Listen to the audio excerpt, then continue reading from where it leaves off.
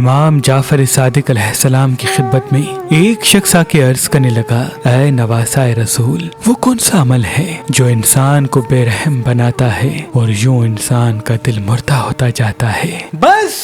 جیسے ہی یہ پوچھا گیا تو نواسائے رسول امام جعفر صادق علیہ السلام نے فرمایا، اے شخص، وہ عمل زیادہ کھانا ہے۔ یاد رکھنا، میں نے اپنے بابا، انہوں نے اپنے بابا اور انہوں نے اللہ کے رسول سے سنا کہ آپ اکثر فرماتے تھے کہ زیادہ کھا پی کر دل کو مردہ مت کرو، کیونکہ دل کھیتی کی مانند ہے جسے اگر زیادہ پانی دیا جائے تو فصل تباہ ہو جاتی ہے۔ ویسے ہی جو انسان زیادہ کھاتا ہے تو اس کے دل میں زیادہ ہوس، لالچ اور نفسانی خواہشات ابھرنے لگتی ہیں، اور یوں وہ صرف اپنے مزے، مستی اور خوشی کو دیکھنے لگتا ہے، اور رفتہ رفتہ اس کے اندر دوسروں کا احساس مرنے لگتا ہے۔ اللہ